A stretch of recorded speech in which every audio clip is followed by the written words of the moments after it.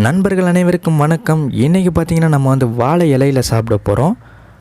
நம்ம ஏன் வாழை இலையில் சாப்பிட்றோன்னா, இன்றைக்கி பார்த்திங்கன்னா நம்ம வீட்டுக்கு வந்து கெஸ்ட்டு வந்திருக்காங்க. அதனால் அவங்களுக்கு செஞ்சு தரத்துக்காண்டி நம்ம நிறைய டிஷ் பண்ணியிருக்கோம். அது என்னென்னு பார்த்திங்கன்னா, வெங்காயம் தக்காளி போட்டு பிரட்டின வந்து இறால் தொக்கு, நல்லா ஃப்ரெஷ்ஷான இறால் வாங்கி நாங்கள் பண்ணியிருக்கோம். அது கூடவே சின்ன வெங்காயம் போட்ட ஆம்லேட், அதோட நல்லா மொறுமொறுன்னு வறுத்து வச்ச மீன் வறுவல். இப்போ பார்த்திங்கன்னா நம்ம இலைக்கு நடுவில் நல்லா ஆவி பறக்க சுடுசோறு போட்டு இலை ஃபுல்லாக நம்ம சாப்பிட போகிறோம் ஃப்ரெண்ட்ஸ். இப்போ பார்த்திங்கன்னா ஃப்ரெண்ட்ஸ், அது கூடவே நம்ம செஞ்சு வச்ச மீன் குழம்பு, மீனோட வந்துட்டு நம்ம எடுத்து வச்சுருக்க ரைஸ் ஃபுல்லாக வந்து அந்த குழம்பை ஊற்றி நம்ம பணிஞ்சு சாப்பிட போகிறோம் ஃப்ரெண்ட்ஸ். நல்லா மீன் மண்டை, மீன் வால்னு எல்லாம் எடுத்து வச்சுருக்கோம். இந்த மாதிரி சமையல் பார்க்குறதுக்கு நம்ம சேனலை மறக்காமல் சப்ஸ்கிரைப் பண்ணிக்கோங்க ஃப்ரெண்ட்ஸ். அப்போ தான் உங்களுக்கு எல்லா புது வீடியோவும் வந்து சேரும்.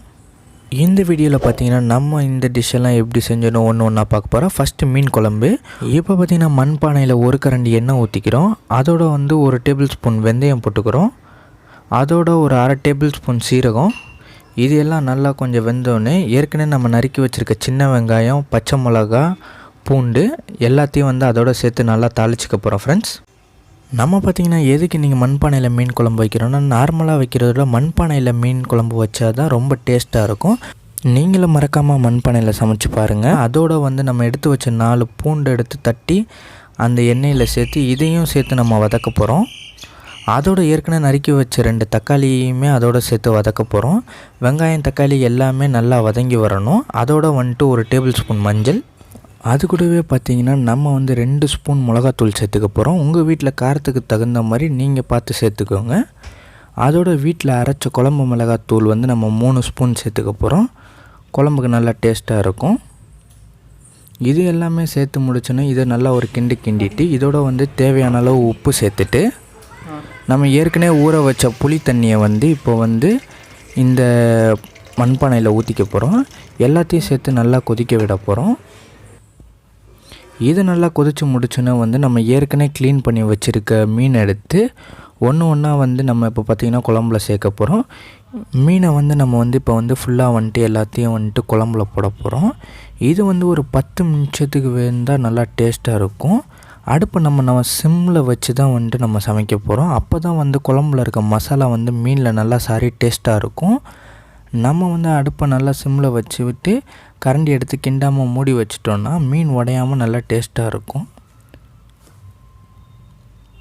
இப்போ பார்த்திங்கன்னா மீன் நல்லா கொதித்து வந்துருச்சு. இதோட வந்து நம்ம கொஞ்சம் கருவேப்பிலை சேர்த்துட்டு அது கூடவே பார்த்திங்கன்னா நம்ம நறுக்கி வச்சுருக்க கொத்தமல்லியை வந்து மீன் குழம்போட சேர்த்து நல்லா கிண்டி விட போகிறோம். இப்போ பார்த்திங்கன்னா மீன் குழம்பு ரெடி ஆயிடுச்சு.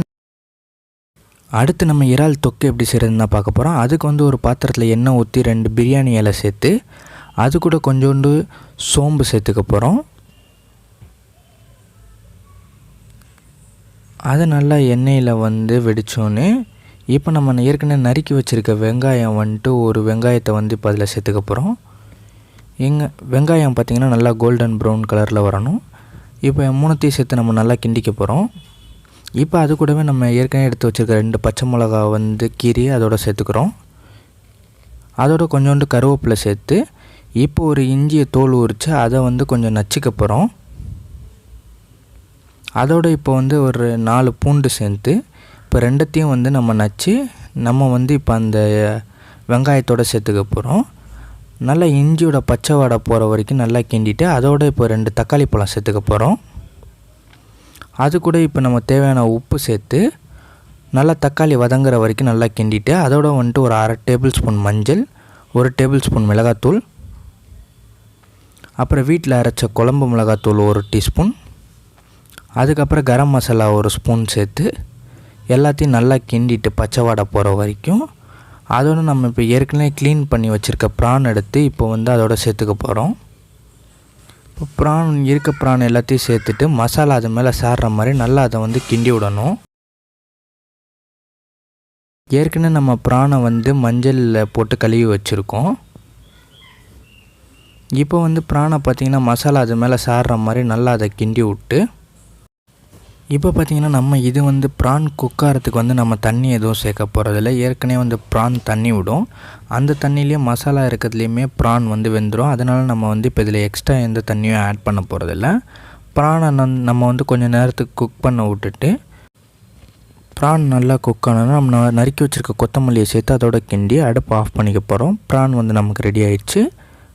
அடுத்து பார்த்திங்கன்னா நம்ம மீன் வறுவல் எப்படி செய்கிறதுன்னு பார்க்க போகிறோம். அதுக்கு வந்து ஒரு 4 மீன் எடுத்துக்கிட்டு அதோடு வந்துட்டு மிளகாத்தூள், உப்பு, மஞ்சள், கொஞ்சோண்டு எண்ணெய் சேர்த்து 3த்தையும் சேர்த்து நம்ம நல்லா மீனோட நல்லா வந்து பிணைஞ்சி வச்சுக்க போகிறோம். இது வந்துட்டு ஒரு 10லேருந்து 20 நிமிஷம் மீன் வந்து மசாலாவோட நல்லா ஊறி இருந்துச்சுன்னா நமக்கு வந்து நல்லா டேஸ்ட்டாக இருக்கும். இது வந்து நல்லா பிணைஞ்சி வச்சுக்கோங்க. அப்போ தான் வந்துட்டு மீனோட வந்துட்டு அது நல்லா மேக்னேட் ஆகிருக்கும் மசாலா. நெக்ஸ்ட்டு வந்துட்டு ஒரு தவாவில் வந்துட்டு நம்ம எண்ணெய் ஊற்றி ஒரு 2 ஸ்பூன் எண்ணெய் ஊற்றி எண்ணெய் நல்லா சூடாகிற வரைக்கும் வெயிட் பண்ணணும். எண்ணெய் சூடானோன்னா நம்ம ஏற்கனவே மசாலா போட்டு பரட்டி வச்சுருக்க மீன் எடுத்து ஒன்றா இந்த எண்ணெயில் போட்டு பொரித்து எடுக்க போகிறோம். நம்ம அடுப்பை சிம்மில் வச்சு தான் இதை வந்துட்டு பொரிக்கணும். இல்லைனா வந்துட்டு நமக்கு வந்து மீன் வந்து தீய ஆரம்பிச்சிரும். ஒவ்வொரு பக்கமாக அப்பப்போ திருப்பி போட்டுக்கணும். இல்லைனா வந்து நமக்கு மீன் வந்து கருக ஆரம்பிச்சிரும். நம்ம ஏற்கனவே இருக்க மீன் எல்லாத்தையும் எடுத்து அதில் ஒன்றா ஆட் பண்ணிக்கிறோம். இந்த மாதிரி சமையல் பார்க்குறதுக்கு மறக்காமல் ஏமாறி இந்த சமையல் சேனலை சப்ஸ்கிரைப் பண்ணிக்கோங்க. அந்த பெல் ஐக்கானை ப்ரெஸ் பண்ணிக்கோங்க. அப்போ தான் நம்ம போடுற வீடியோ எல்லாம் உங்களுக்கு வந்து சேரும். இப்போ பார்த்திங்கன்னா ஒரு 5லேருந்து 10 நிமிஷத்துலேயே வந்துட்டு மீன்லாம் ரெடி ஆகிடுச்சு. நல்லா கிறிஸ்பி ஃப்ரை